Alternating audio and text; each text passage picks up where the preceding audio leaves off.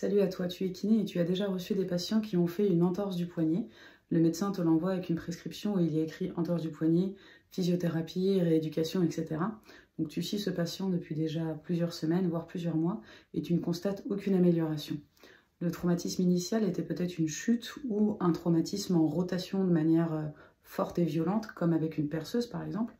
Ton patient s'est plaint de ça, il est allé aux urgences, il a passé une radio, il a peut-être même passé un scanner ou une IRM, et il n'y a rien du tout, sauf que tu te rends compte que ton patient il a toujours mal. Peut-être que c'est tout simplement que tu ne peux rien faire pour ce patient parce que ce n'est peut-être pas de ton ressort. Il peut s'agir d'une lésion des ligaments intrinsèques du poignet, donc il y en a deux qui sont très importants.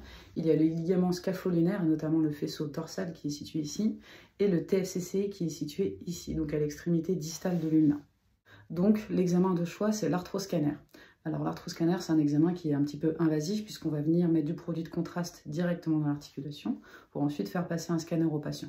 Donc pour éviter de faire passer des arthroscanners à tous tes patients, il faut d'abord effectuer un examen clinique. Donc l'examen clinique décrit pour le scapholinaire, c'est tout simplement ce qu'on appelle le test de Watson. On va venir prendre le pôle proximal du scaphoïde, on va le postérioriser et on va faire des mouvements en inclinaison ulnaire et radiale. Il faut que le patient ressente de la douleur. S'il y a juste un ressaut, ça peut tout à fait être physiologique et il faut comparer au côté sain. Si le test est douloureux et qu'il y a également de la douleur à la palpation du ligament scapholinaire dorsal, on se met sur le tubercule de Lister et on descend 1 à 2 travers de doigts en distal et là on tombe sur le scapholinaire. S'il a également des douleurs à cet endroit-là, il faut qu'il fasse un arthroscanner assez rapidement. Concernant le TFCC, la douleur sera située au niveau de la fovea, c'est-à-dire qu'on va venir palper le TFCC entre l'extenseur ulnaire du carpe et le fléchisseur ulnaire du carpe, juste là, devant la styloïde ulnaire.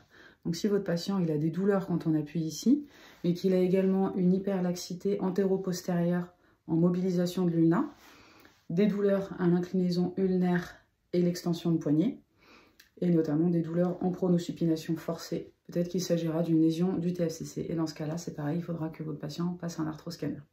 Et le traitement de la rupture complète de ces ligaments, eh bien c'est chirurgical. C'est bien pour ça que vous, en tant que kiné, malheureusement, vous ne pourrez rien faire. Donc les patients devront se faire opérer et plutôt assez rapidement. Donc c'est pas une urgence dans le sens où il faut qu'ils se fassent opérer dans les jours qui suivent, mais bien dans les mois qui suivent, puisque le risque à long terme, c'est de l'arthrose dans tout le poignet. Et quand il y a de l'arthrose dans tout le poignet, on ne peut pas faire grand-chose à part des solutions qu'on va appeler palliatives, c'est-à-dire des solutions de type arthrodèse, soit partielle, soit totale, ou des prothèses, des implants, etc. Mais on ne pourra pas restaurer l'anatomie initiale du poignet. Donc plus vos patients ils sont pris en charge tôt, grâce à votre examen clinique, donc vous en tant que kiné, vous avez vraiment un rôle très important à jouer, plus ils auront de risque d'arthrose dans le poignet et ils pourront retrouver une main comme avant. Donc voilà, soyez très attentifs. N'hésitez pas à faire ces 2 examens cliniques. C'est pas compliqué, ça prend 5 minutes et ça permettra peut-être de sauver l'avenir du poignet de votre patient.